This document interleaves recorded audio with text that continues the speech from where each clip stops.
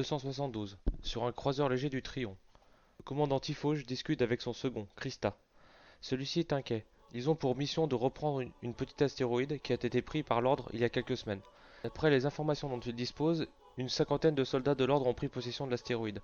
Mais ces informations sont déjà datées. Depuis que le Mada fait route, ils ont sans doute reçu des renforts. Et ils ont sans doute eu le temps de fortifier la région.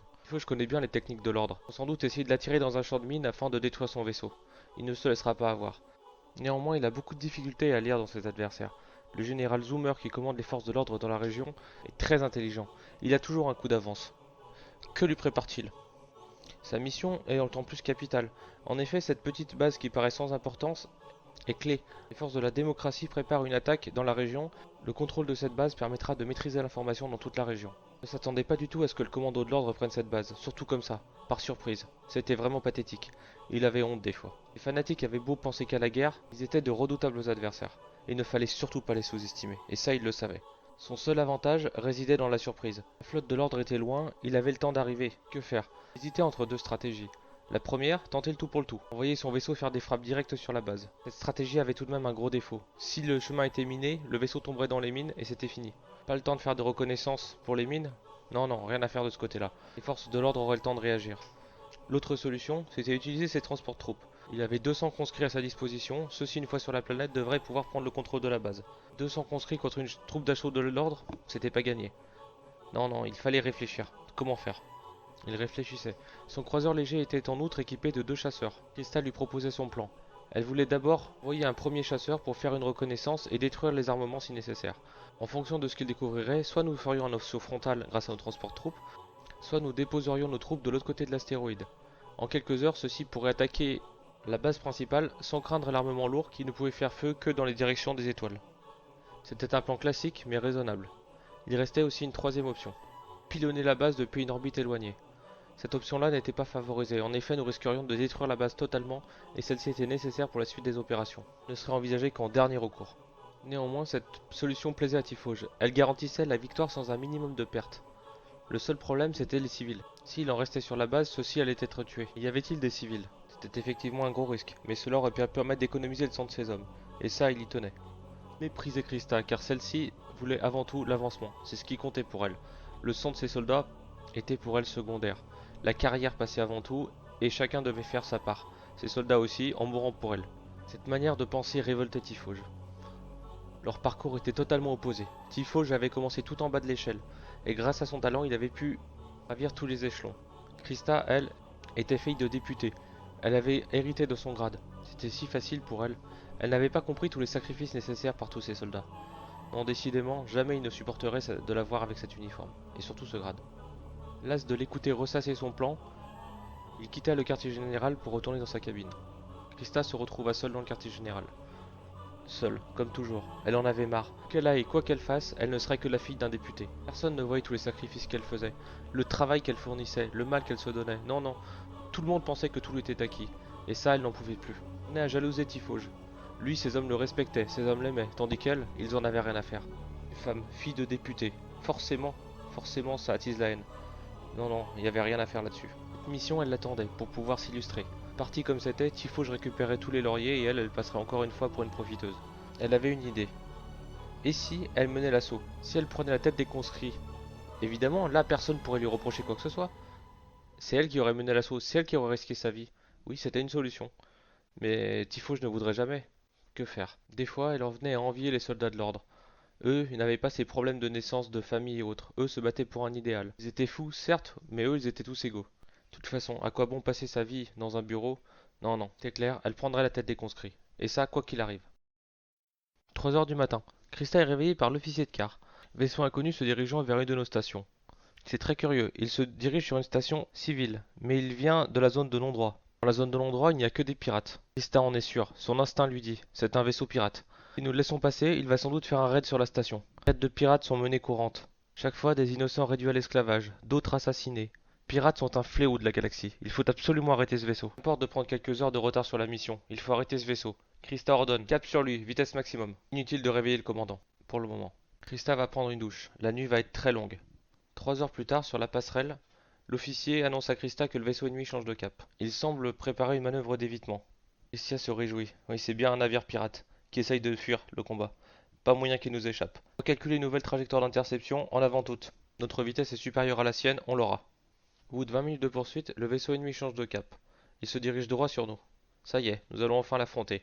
Et c'est un pirate, c'est évident. Krista le sait, son instinct ne la trompe jamais, depuis toujours. Il ordonne de passer en alerte maximum au poste de combat. Quelques minutes plus tard, le commandant apparaît sur le pont. Qu'est-ce qui se passe? Pourquoi ne l'a-t-on pas réveillé? Krista lui rétorqua qu'avant de le réveiller, il fallait identifier l'ennemi. Le commandant s'exclama. Notre mission est prioritaire, nous ne devons pas perdre de temps sur ce type d'action. Il était hors de lui, cette initiative stupide risquait de mettre la mission en péril. Tout ça pourquoi? La gloire de tuer quelques pirates? Non mais c'était n'importe quoi. Krista ne méritait pas sa position. Il ferait tout pour l'évincer dès que possible. Avec tous les soutiens qu'elle avait, ce serait pas facile. Mais quoi qu'il arrive, il ne voulait plus naviguer avec elle, c'était plus possible. Il fut rapidement sorti de ses pensées quand l'officier chargé de la détection hurla. C'est un classe Nevada. Un classe Nevada? Demanda le commandant. Oui, oui, classe Nevada. Confirmé, c'est sûr à 100%. Le commandant était surpris. La classe Nevada n'était plus produite depuis plus de 150 ans. C'était une antiquité. Inévitablement un vaisseau pirate. Aucune flotte digne de ce nom n'aurait pris une telle antiquité avec elle.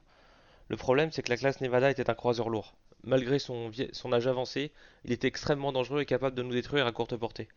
Pour le vaincre, il fallait absolument que le combat se déroule à longue distance. Au bout de quelques minutes, l'équipage était prêt au combat. John, l'officier en charge de la détection, annonça apporter tir dans 10 minutes, commandant. Le commandant ordonna machine en arrière toute, maintenez le maximum de distance avec lui. Le commandant voulait placer son vaisseau face au vaisseau ennemi afin de maximiser sa puissance de feu et ses boucliers. Néanmoins, il voulait maintenir le plus de distance possible.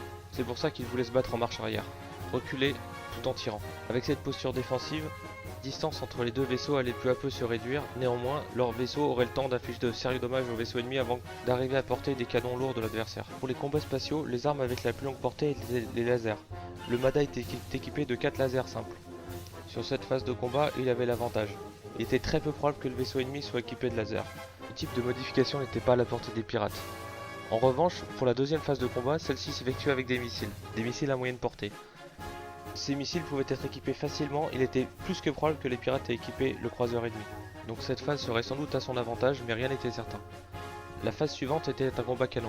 Face à un croiseur lourd, le Mada n'avait aucune chance sur cette phase-là. Il fallait à tout prix détruire le croiseur ennemi avant que nous arrivions au combat canon. Mada était un croiseur rapide, mais la contrepartie de cette rapidité était un faible blindage. Sur cette partie-là, les coups de croiseur ennemi risquaient de porter un coup fatal à notre vaisseau. Le plan était donc simple, pilonner le vaisseau ennemi le plus possible, pendant que lui chargerait sur nous. Quelques minutes plus tard, les lasers du Mada faisaient feu. Les boucliers ennemis résistaient bien. Néanmoins, après plusieurs minutes, les boucliers commençaient à céder, et nos tirs commençaient à toucher le vaisseau ennemi. Le monstre d'acier résistait. Malgré les tirs qui détruisaient la carcasse, le vaisseau continuait d'avancer. Toujours et plus, suffirait pas. Les lasers du Mada n'étaient clairement pas très lourds, ça ne suffirait sans doute pas à neutraliser le vaisseau ennemi, qui se rapprochait toujours et encore. Ça y est, il était à portée de missile. Le commandant ordonna de tirer dès qu'il serait à portée. Les 10 tubes faisaient feu en même temps. C'était magnifique de voir les 10 tubes dans le jacquard du missile.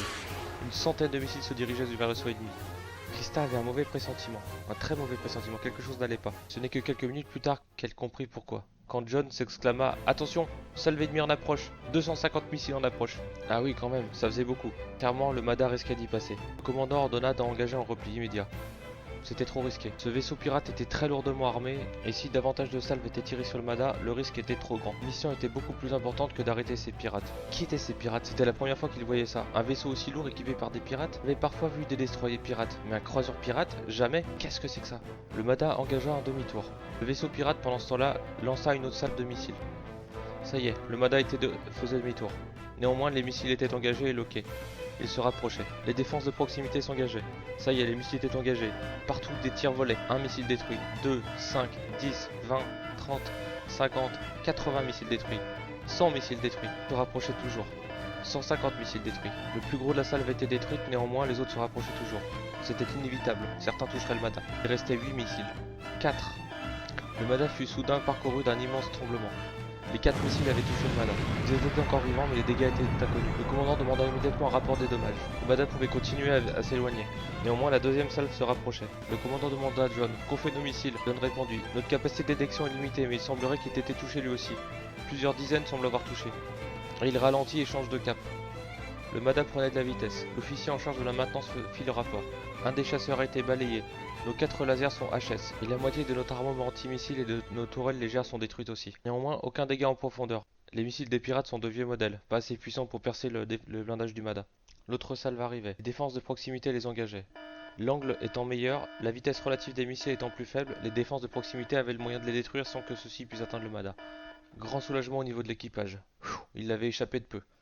Le vaisseau pirate semblait lui aussi s'éloigner. Nos tirs l'avaient sans doute atteint beaucoup plus que prévu. Le commandant était soulagé, il avait échappé de peu. Mais il fallait immédiatement prévenir l'amirauté de la présence de ce vaisseau. Il ordonna aussi de reprendre immédiatement le cap de la mission. Durant les quelques jours qui restaient, il fallait dès maintenant engager les réparations permettant au Mada de pouvoir